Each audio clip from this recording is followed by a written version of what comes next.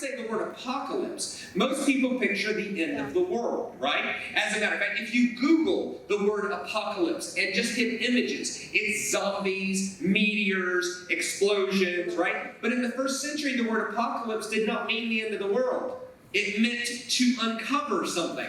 That's all it meant. To reveal something that's underneath this something, right? And so apocalyptic literature in that sense was not a prediction of the future. Rather, it was a vision of God's best future. And then the challenge is how I'm living today leading to that future or to some future that's not as good as that. It was a call to worship around how is my life manifesting the narrative of the Lamb who's willing to suffer for creation, or the narrative of the beast who uses his power to oppress people.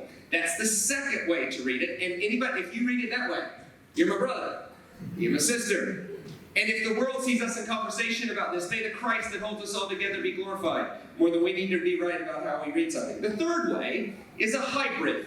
The third way says, okay, this thing's grounded obviously in history. It's obviously grounded in history. It's also obviously got some apocalyptic parts to it. As a matter of fact, the book of Revelation was not called the book of Revelation until about 600 years ago. When it was first put in the Bible, it was called apocalypto, which is the apocalypse, right? So there's obviously some apocalyptic nature to this, and then there's obviously some sort of future idea in it. And so there's a group of people who read it that way. And if you read it that way, you're my brother. And you're my sister. And if the world sees us in conversation about this, may the Christ that holds us all together be glorified. I say that to say, I'm not going to give you the only way to read Revelation. I don't think people have that. What I'm going to give you is one way to read it. And my point is not that this way is right, or that way is right, or that way is right. My point is however we read it, it should change our lives about how we're living today, to challenge us about whether our life is living in a way that shows the narrative of the Lamb, who's willing to use his freedom and his power to uphold the poor, to lift the lowly to the level of the elite, to protect the most vulnerable, or are we using our power to put the most vulnerable in a more vulnerable spot, to put the poor in a more poor spot, and to put people of weaker conscience in a more vulnerable position? That's what the book of Revelation, no matter how you read it, that's the application of the book of Revelation. Now, with that as the backdrop, here is how the letters to the seven churches starts. I'm going to show you an example just with this interesting place called Sardis. If you could bring that first slide up for me, my friend. This is Revelation chapter 3, verse 1. To the angel of the church in Sardis, write this. These are the words of him who holds the seven spirits of God and the seven stars. So when Pastor True asked me to come, and then he asked me to talk about this subject, and I actually thought the title that we came up with for this was quite provocative. Whores, horses, and the mark of the beast. So, if you are a linear learner instead of a narrative learner, narrative learners are going to love this. Linear learners, I'm going to keep coming back to make sure you're okay? So, if you're a linear learner, here are the three main points of the message. I'm going to give them to you all at once. Point number 1, the big story. Point number 2, the small story. Point number 3, your story. So, we have the big story, the small story, and your story. Let's start with the big story. To the angel of the church in Sardis, write this. This is the one who holds the seven spirits of God and the seven stars. When a Jewish person wrote the seven spirits of God, this was just a testimony that who he's talking about is the Messiah. This is the idea that comes in Isaiah 11. The Spirit of the Lord will rest on him. The Spirit of wisdom, understanding, counsel, power, knowledge, fear of the Lord. So this idea that there's one anointing manifested 7 different ways, that is what he's talking about. So this is John's way of just saying, this is the testimony of Messiah, who John would have been convinced was Jesus Christ, right? So you got that. But then there's this subtle underneath in your face confrontation. He says, this is the one who holds the seven spirits of God and the seven stars, a subtle in-your-face confrontation to Caesar. He is saying that Jesus Christ is the one who holds the seven spirits of God and the seven stars. Now, to understand this, we got to understand Caesar. The world at this time was run by a guy named Caesar, Nero and Caesar Domitian. The Caesars claimed to be God in flesh. As a matter of fact, this was not a new thing. They just got worse and worse and worse and worse about it. There was a Roman historian named Virgil who said that the fullness of God incarnate was found in Caesar, and no other name on earth by which men can be saved other than the name of Caesar. Does that language sound familiar? Domitian was a particular narcissist who said he was the ultimate of God in flesh, which leads to this question. If you are ruling the world from Spain to India and there is no electricity, there is no printing press, and town criers are highly unreliable, how do you get word from Spain to India that you are who you say you are? And what the government would do in the Roman Empire, if it was an official government message, they would print it on money. The reason is because money would somehow find their way around the empire. Because think about this, if you lived in the first century Roman Empire and you lived in a rural community, you might hear rumors about what the government was up to. And then you'd have to decide whether what you heard was real news or whether what you heard was fake news. Now, today we don't have a problem with that because we're so technologically advanced. We know when news is real and when news is fake. We don't struggle with that at all. But back then, they had a real problem with this because they were primitive and had less technology. So the government said, here's what we're going to do.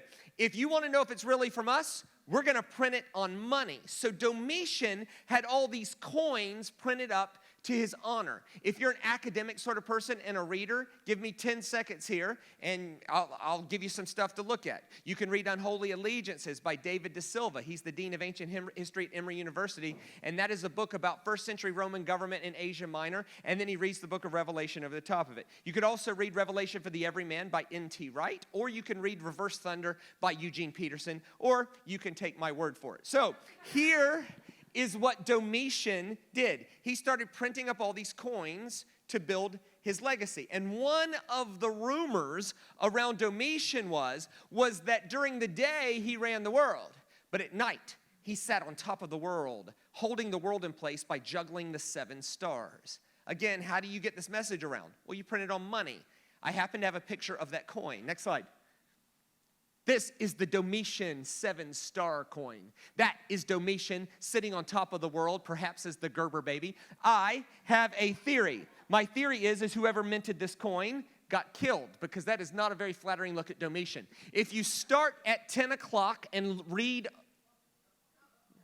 Put it back up for me. If you start at 10 o'clock and read around the outside of the coin, it says Domitian, God saves us. So John is like the testimony of him who holds the 7 spirits of God, Jesus Christ, and the 7 stars. In other words, Jesus is the one who's holding the world in place, not Domitian. Domitian is a fraud. This gets even better. Domitian said, I am so full of God. I'm not just full of one God, I'm full of 2 gods. And I'm not just full of a male God, I'm full of a female God, because I have to have half male energy and half female energy in order to encapsulate the whole world. This guy was amazing. So what he said is I am full of the male God Jupiter, the God of war, valor, and courage. And Rome would never lose a battle while I am in charge, because I am full of the god Jupiter. Again, how do you do this? You put it on coins. Next slide.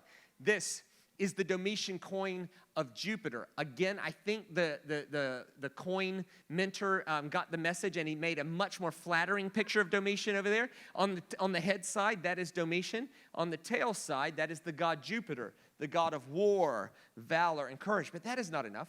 He also said that I'm full of the female goddess Roma, the goddess of virtue and justice. And Roma is a female goddess. That Roma, she was the goddess of virtue and justice. The spirit underneath the Roman Empire was said to be peace, justice, virtue. The idea was Pax Romana. Wherever Rome is in charge, there's going to be peace. Why? Not because a man is in charge, but because the spirit of a female goddess of virtue and justice is in charge. And Roma is always depicted on coins as someone on horseback coming to the city of 7 hills, holding the scales of justice. Again, how do you get that message around? You print it on coins. Next slide. Let me show you. This is the Roma coin. On the head side is Domitia. On the tail side is Roma. You can see at the bottom there, it clearly says Roma. And here she is, the goddess of justice and virtue, and she's coming in on horseback, holding the scales of justice. Can you see where John might say something like, and I saw a great whore sitting on a horse? coming into the city of 7 hills. This is not something to be taken literally, like there's going to be a whore coming down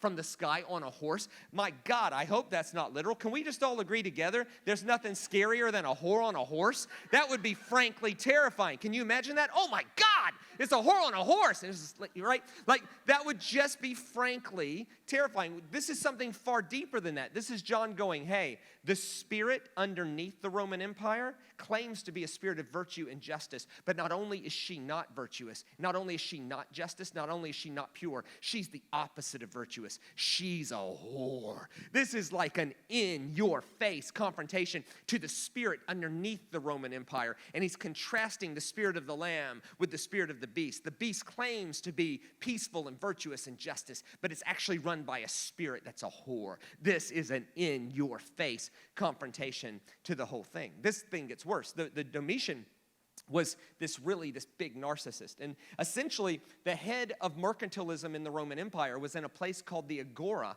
outside of Ephesus. This is where we get the word agoraphobia from, a fear of the marketplace. So the centralized, think Wall Street, the centralized marketplace of the Roman Empire was outside of Ephesus in the Agora. And so what Domitian said is I'm not going to raise taxes in the Agora. That'll make me unpopular. What I will do is I'll make everybody who wants to buy and sell give me an offering just for the divine privilege of having a God rule them. So here's what he did.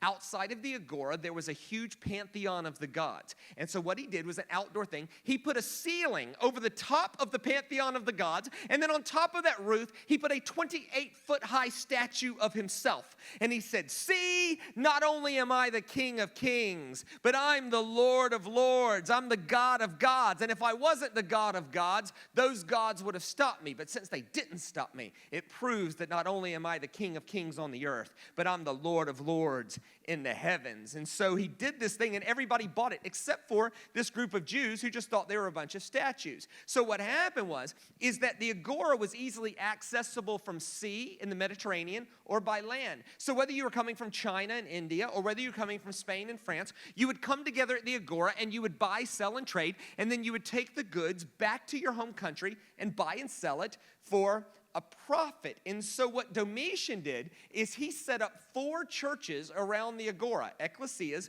to his honor. And he made a rule. Before you could buy and sell in the Agora, you had to first go to one of his churches and give an offering just for the divine privilege of having a God rule you. He hired people called acolytes, witnesses, and their whole job was to watch people coming in from all over the world, giving their offering, and then when they witnessed it, they wanted to tell the runners of the Agora that these people had given their offering so that they were free to buy and sell. Now, the Jews came up with a nickname for Domitian. They called him the Beast, who comes from land and sea. The reason is because whether you were coming by land or whether you were coming by sea, the first thing you would see is this 28-foot-high statue of Domitian. When the acolytes saw that you gave your offering just for the divine privilege of having the Son of God rule you, they would tell the managers of the Agora that you were free to buy and sell by giving you a mark in your forehand or in your forehead. What they would do every day is they would burn a cow in honor of Domitian as a burnt offering. When you burn a cow, what is created? Ashes. So they would take the ashes of the red heifer and they would make a powder out of it, and they would rub it on your hand or in your forehead, and that would tell the managers of the Agora, these people have done their duty and they can buy and sell. So from 78 AD to 92 AD in the Roman Empire, before you could buy and sell, you had to first take the mark of the beast. Yes, quit worrying about it. Now, this is what was going on in the first century. This gets better, right? So Domitian was such a narcissist, right? This is what he did. Are you guys bored? Okay, nobody's bored. All right, I was making sure because I don't want to. All right, so what Domitian did is he said, hang on. Every god in the Roman Empire has an Olympic Games to his honor, except me. So here's what he did. He created a biannual celebration of his divinity by creating an Olympic-style games in the Roman Colosseum, and he humbly called it the Domitian Games. He named it after himself. Now, pay very close attention to this, and you're going to notice some very, very clear social references that are very, very modern. Tell me where you've heard this before. Here's what he did. He instituted a biannual celebration of his divinity called the Domitian Games in the capital city. What he did to show his dominance over the empire was he divided the Roman Empire into 12 districts. And then he demanded that each district give up 2 delegates to travel to the capital city in order to play in the Domitian Games. I use the word play loosely. The Domitian Games was a multi-event thing that was a fight to the death. What would end up happening is that there would be 24 young people coming to the capital city in order to do these events to the death. And this would end up with a final 4. The final 4 entered into the final event. The final event of the Domitian Games was a 4-horse race of 4 horses of a different color. And they would go around, think Ben-Hur, with lions and gladiators and all kinds of things in their way until there was one survivor. That one survivor was declared the winner of the Domitian Games and was given honorary Roman citizenship to the capital city, which guaranteed them a living wage based on the excessive taxation of everybody else. And this living wage, and this is absolutely true, you could check this out, is called the dole.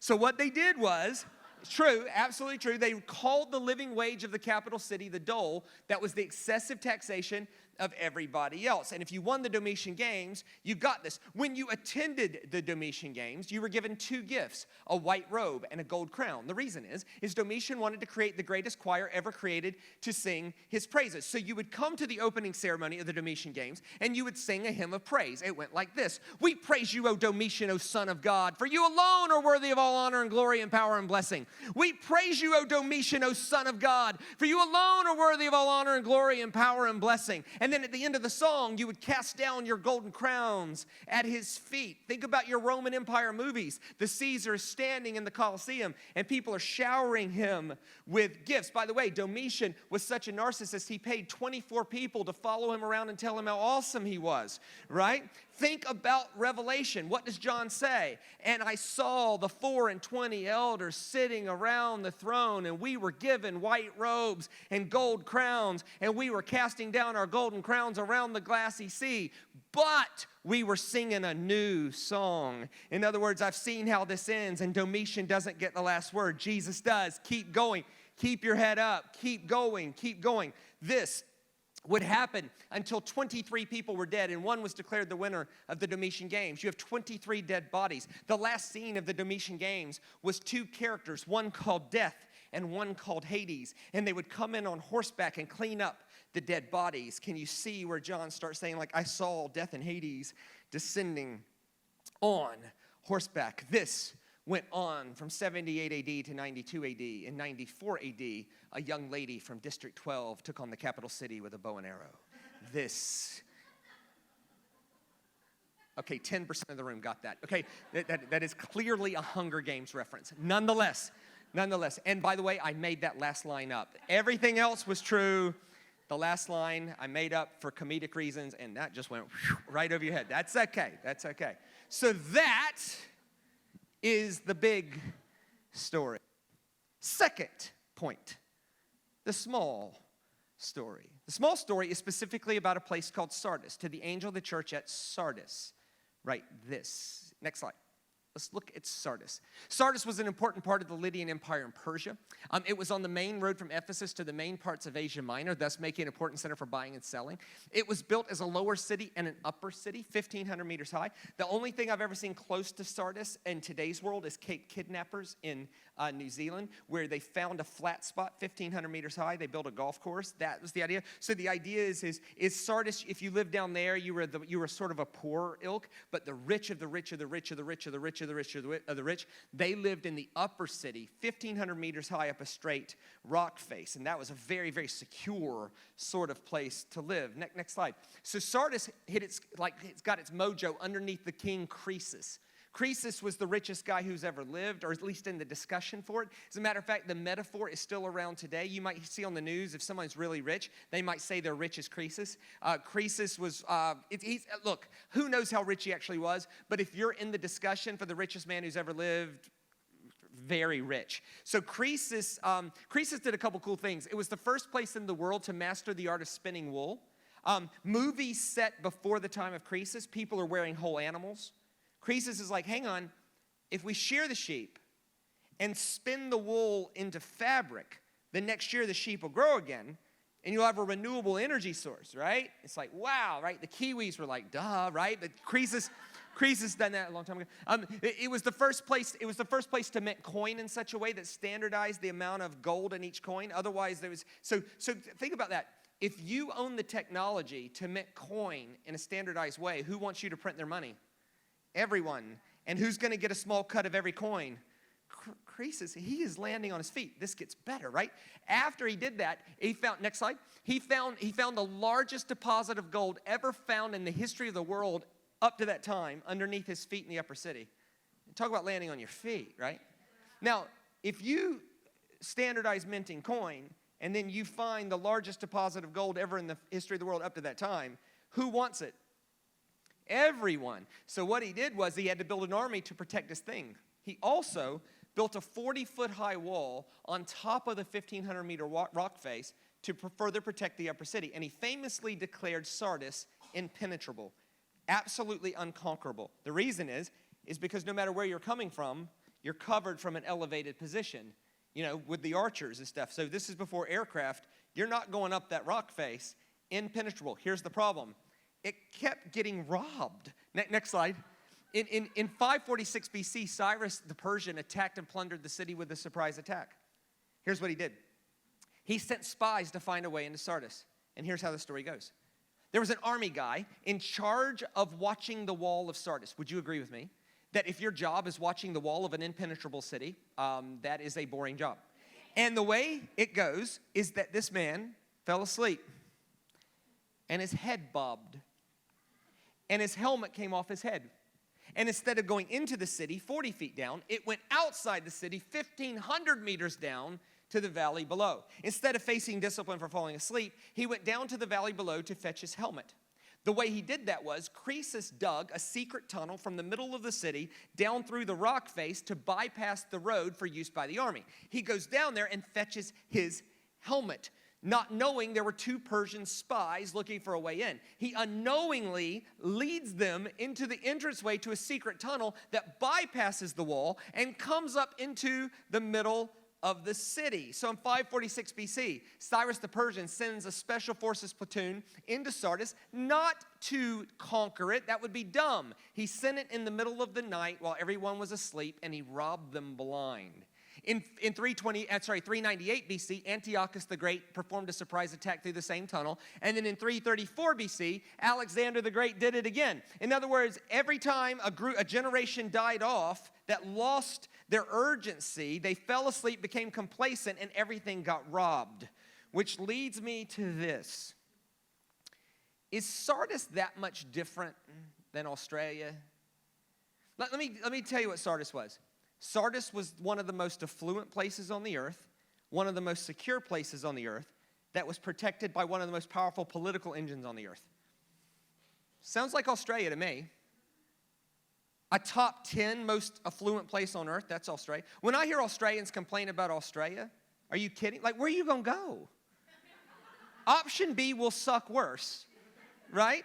We're in a nation of motor cars, paved roads, stores that prepackaged food for us, clean water in our taps, machines that do washing, other machines that do drying, world-class healthcare right down the road, and it's largely free or at least affordable. No one here is scared of going bankrupt if you get sick. Why? This is Australia. And Australians go, oh, Australia. Like, what are you talking about? Are you serious? Somebody a couple weeks ago with a straight face said, shame, Australia's becoming a military state. No, it's not. No, it's not. Burma is a military state. North Korea is a military state. Go there. Note the difference. Listen, this is a great place to be. It's affluent. It's also secure. If somebody comes to your house to rob you tonight, you call 000, police show up. You don't have to protect your own family with guns, right? And actually, from a global political standpoint, you have the backing of the United States, which is important, right? Like, you want New Zealand behind you, but you also want America. Seriously. New Zealand's got one ship, and Helen Clark, but you want, and Helen Clark's scary. Don't get me wrong, you've got the full backing of the United States, and it was really smart. You guys let the United States build missiles in the Northern Territory, which, honestly, is clever. So, my point is that we live in the most affluent, secure, and globally protected place on earth. And the problem with that is that in those moments, that's when people get complacent and they lose their urgency for the things of God, and then you run the risk of getting robbed. This was Sardis. Next slide. So the religious rule of Sardis was dominated by the religious rule of a goddess named Kibbalah. She was the daughter of Zeus and twin of Apollo. Kibbalah was also known as Artemis to the Greeks and Diana to the Romans, so it's an interchangeable name. Sardis was such a secure location that the Roman government did not put their most important documents in Rome. They put their most important documents in Sardis because it was so protected. Kibbalah, you can't rule the world with political rule. You have to rule the world with political rule and religious rule. And the religious rule of Sardis was ruled by a goddess, a female, named Kibbalah. I actually found a picture of Kibbalah. Next slide. This is Kibbalah. There she is there. Isn't she awesome? I don't want to be rude in any way, but I do want to be realistic. Kibbalah has lots of nourishment, as you can see. She was the, look, even when they're 3,500 years old and made of stone, a 20-breasted woman is just awesome. So Kibbalah was the goddess of the hunt. So you know how we pray for our food, like we bless our food, right? It was in those days before grocery stores, even if you had money, didn't matter. You had to go find food. And so what you would do is you'd go to the temple of Kibbalah and you would give an offering and ask Kibbalah to bless your hunt. The idea is, please trick small animals into coming across us. We need food for our family. Here's the problem. Kibbalah was also the goddess of the protection of small animals. So there was like this conflict of interest. So there's this one time in Sardis where there was a famine. Now here's the thing. When the richest suburb of the whole thing can't find food, that's a problem. So think about it. Try to think about this like a primitive person. If you can't find food, who do you assume you've offended? Kibbalah. And what do you do to get Kibbalah back on side? Well, you give offerings. So they got plenty of money. So what they would do is they'd go to Kibbalah's temple and give more offerings. Please, no more. And then they couldn't find food. So that must not have been enough. Hey, give us food. Not enough. More food. Not enough. More money, no food. More money, no food. This happened over and over and over again, and people were starting to starve to death. So the men of Sardis assumed that they have offended this female goddess Kibbalah, and everybody's going to starve to death. So here's what they did. They went to the temple of Kibbalah, and in a religious frenzy, this group of men wanted to show Kibbalah that they were loyal to her, which leads to this question. How does a group of men show a female that they're loyal to her? Well, they give their most prized possession, which for every man is his testicles. So what they did is they all self-castrated, and then they went to the altar of Kibbalah and they offered their testicles as a burnt offering, essentially with this prayer, Kibbalah, please, we are loyal to you. We've given you our best. Please give us food. By the way, in 1908, archaeologists uncovered the temple of Kibbalah, and they found the altar. Today, it is a tourist attraction in modern-day Turkey. So, if you're ever on vacation in modern-day Turkey, and you come across the temple of Kibbalah, and you see the altar, don't sit on it. It has history. By the way, Paul, the apostle, built a church of Jesus Christ across the street from her. And guess what happened? It went awesome. There's no wonder, right? How hard would it be to build a church of Jesus Christ when that is the model? It's not hard, right? You don't have to be loud. Here was Paul's message. Hey, everybody, I serve a God that loves you just because. He'll help you just because. He'll bless you just because. He'll feed you just because. And you can keep all your bits intact. Come with me, right? This is a very, very easy decision. So people were going with Paul. And what did the followers of Kibbalah do? They had Paul arrested. How do we know that? It's written in Acts 19. They have Paul arrested, and here's what we find. This is so confronting. The pagan judge in Ephesus, and I'm quoting now, says, "What do you want me to do with him? He has not blasphemed our goddess, nor has he robbed our temple." In other words, Paul built a church of Jesus Christ across the street from her without saying one bad thing about her. which leads to all kinds of questions like, could we do that? Is Christianity best served by screaming at the world everything we're against? Or is Christianity best served by simply serving the world with the love of Christ? Well, by the way, people have asked me, I know this will surprise you, people have asked me every week of my life for the last 18 months about government policies and what the Christian response should be to that. And so I thought it might be helpful to point this out here. Let me just remind you, the Caesar is Domitian or Nero. Let me tell you about Nero because we haven't given him any playtime tonight.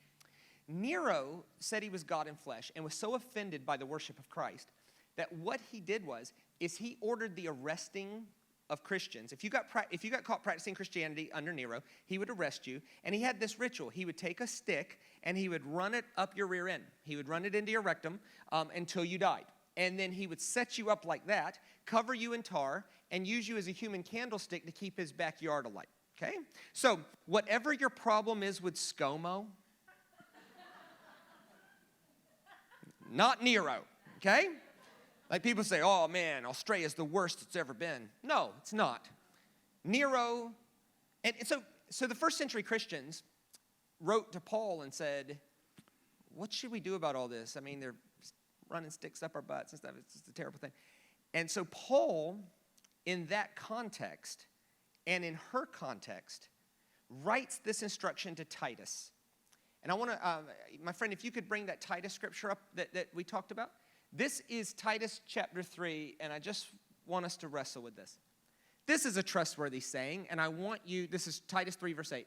This is a trustworthy saying, and I want you to stress these things. Think about that, stress these things. I want you to focus on this. So that those who have trusted in God, people of faith, right, may be careful to devote themselves. Now, what is devoting? It's spending 100% of your energy doing something. So Paul says, I want followers of Jesus to devote themselves to doing what is good. These things are excellent and profitable for everyone. In other words, followers of Jesus should be known in our world for devoting 100% of our energy to doing good in our communities, right? That's what we should be known for. We shouldn't be known for everything we're against. We shouldn't be known for everything that upsets us. We should be known, I don't even know what, I have no idea. I just know that's the nicest group of people, and everything they do is doing good in their world. He says, I want you to devote yourself to doing good, but watch what he says. Next slide. But avoid, so devote yourself to doing good, but avoid foolish controversies and genealogies and any arguments and quarrels about the law. Selah. Let's ask ourselves a question. How are we doing with that? Are Christians in Australia known for being the people doing all their energy doing good and no energy on controversial things or quarrels about the law? Not because you're right or wrong, but because they're unprofitable and useless. People who get into controversies and quarrels about the law always become divisive. Watch what Paul says. Next slide.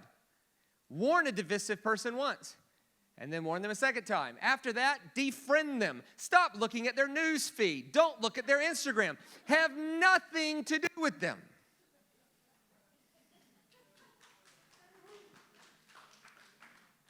The big story. The small story.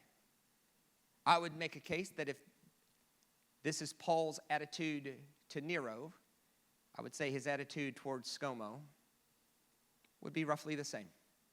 Followers of Jesus should be spending all their energy doing good and no energy on controversies or quarrels about the law. The big story. The small story. That is the geopolitical and religious history of Sardis, the best I can tell it. Now, let's talk about your story. Let's read the passage with that as the backdrop. To the angel of the church at Sardis, write this. This is the one who holds the 7 spirits of God and the 7 stars. Next slide. I know your deeds. You have a reputation for being alive, but you're actually dead. Wake up. Strengthen what remains and is about to die. For I have found your deeds unfinished in the sight of my God. Remember, therefore, what you have received and heard. Hold it fast and repent. But if you do not wake up, I will come like a thief, and you will not know at what time I come. This is a city that kept being robbed because they fell asleep at night and became complacent on how secure they were. Next slide. Yet you have a few people in Sardis who've not sold their clothes. They will walk with me dressed in white, for they are worthy. What an odd segue, isn't it? Wake up! Your deeds are not yet finished. Remember and hold it fast. Repent. If you don't wake up, I might come as a thief. This is a great sermon. Like, this is like 5 points right there. Wake up. Your deeds are, right? This is right. And then he just segues with no transition to, oh, look around. There's a lot of people who haven't sold their clothes, which in English sounds funny. The one who is victorious will like them be dressed in white. I will never blot out of the name of that person from the book of life, but will acknowledge that name before my Father and his angels. Let him, next slide, let him who has ears, let him hear what the Spirit says to the churches. The big story, the small story, and now our story. So what do we get from this? And it's important to know what happened. It's also important to know what's happening in us right now because of what happened. I have a few thoughts about this that I think are very applicable. Next slide. I would say wake up. Like, what are you doing? You can't get complacent. Nor can we get distracted. The enemy of the church is not sin. It's not that compelling. The enemy of the church is being distracted by the marginal things, not the main things. It's instead of spending your energy doing good in your world, it's spending your energy watching the 70 YouTube clips your cousin who didn't graduate from 10th grade science sent you, right? It's that. It's entertaining controversies, quarrels about the law. Instead of getting about making our world a better place, it's become a group of people who are complacent, sitting around, looking at things that we can do nothing about and know even less about, instead of doing good in our world and spending no energy on controversies and quarrels about the law. And I would say it's time for us to wake up. I would also say, next slide, that your deeds are not finished. That's what Jesus said to Sardis. Wake up.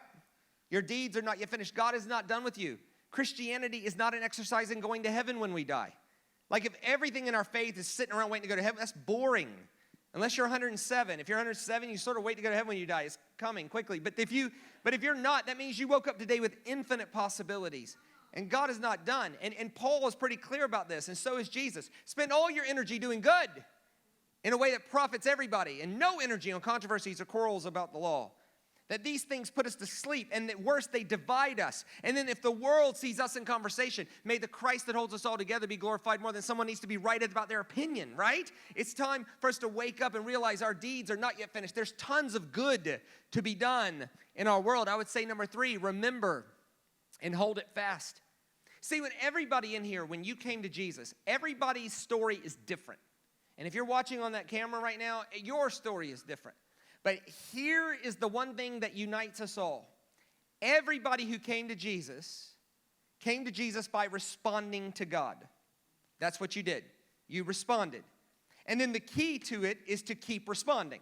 Like every day, building a pattern of response. And when you did that, there was the voices of the infinite possibilities that God could pull off with your life. That's why when you first came to church here, when you first got excited about it, you walked in and you saw possibilities everywhere. And then what happens is the voices of the infinite possibilities die down because of distractions, because of controversies, genealogies, quarrels about the law. And we end up making the not main things the main things and wonder why we're boring.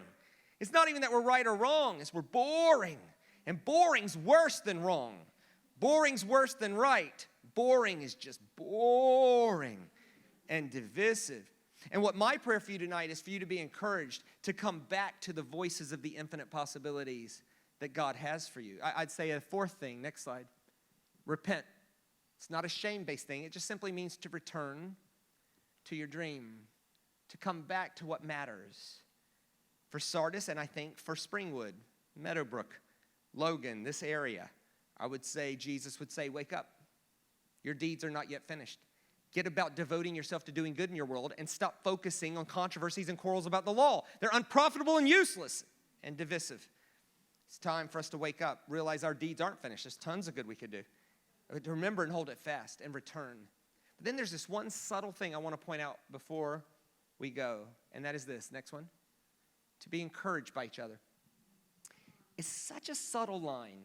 He says, I mean, can we just be honest? Jesus is like preaching, Bo. He's like full on TD Jakes mode, right? He's like, wake up! Your deeds are not yet finished. Remember and hold it fast. Repent, or I'll come like a thief. You won't know. Stuff gets taken from you, right? This is a good sermon. Then with no transition at all, he goes, there's a lot of people in Sardis that haven't sold their clothes. Now that line makes no sense unless we think about it geopolitically and religiously. Let's stop and think about that for a second. Can you imagine being a fully devoted follower of Jesus in Sardis?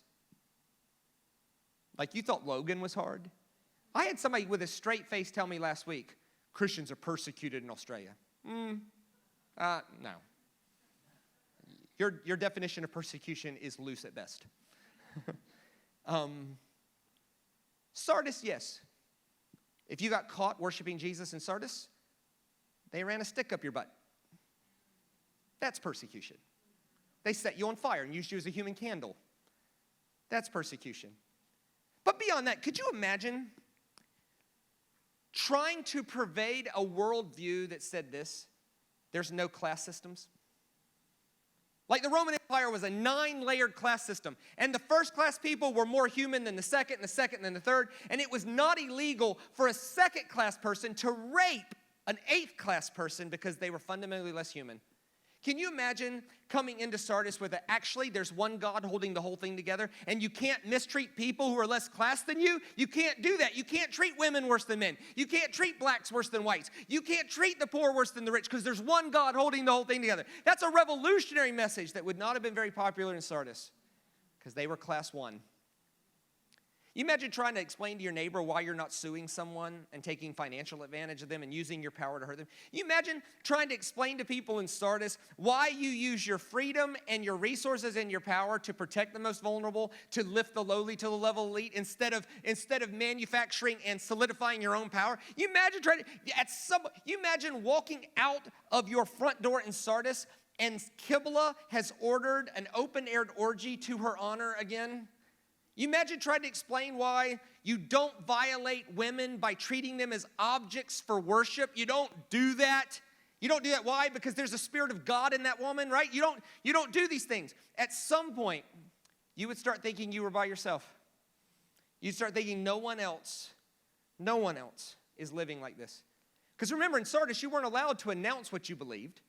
You weren't allowed to put a fish on your car, a cross around your neck. You weren't allowed to make Facebook posts about everything we believe and why we're against them. You just had to live different and hope people saw how you were living and said, I want to live like that. That's better. That was evangelism back then. Evangelism back then was not going door to door telling people about Jesus. It was living a better life, and people noticed. You imagine trying to live like that. You would start the year by yourself. And so Jesus points out, actually, I want you to take a second and realize there's a lot of people who are in this with you. They can't say it, but there's a lot of people in this with you. Because loneliness skews our perception. Let me show you this. Next slide. This is a guy named Elijah, and he thought he was by himself. He replied, I've been very zealous for the Lord God Almighty. The Israelites have rejected your covenant, torn down your altars, and put your prophets to death with the sword. I'm the only one left, and now they're trying to kill me. I'm by myself, and they're trying to kill me. That's called despair. Watch what God says to him 4 verses later. Next slide. I reserve 7,000 in Israel whose knees have not bowed down to Baal and whose mouths have not.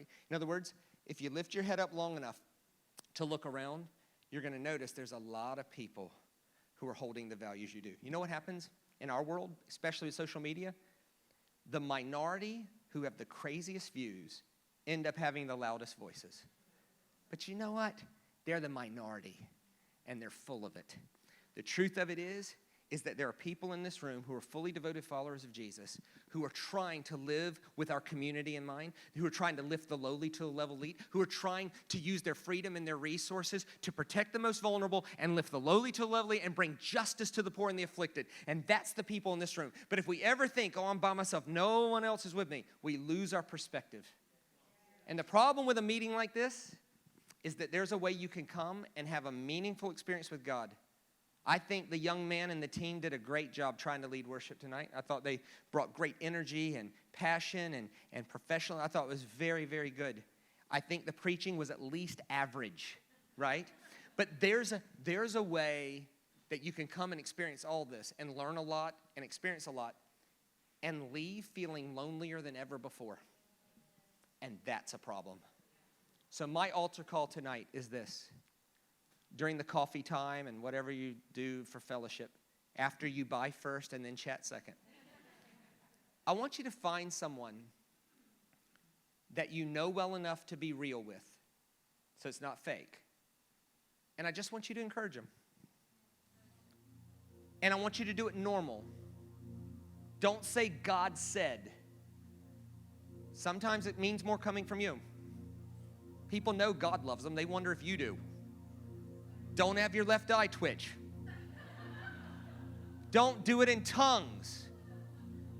Just in English. Tell someone you're a good mom.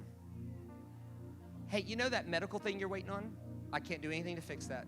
But I can promise you, you won't be alone in it. I just want to encourage you. Like that. Something normal that speaks life, and you never know where your voice might be the thing that ignites the voices of the infinite possibilities back for that person. So I bless you, my brothers and sisters. The big story, the small story, your story. Wake up. Your deeds are not yet finished.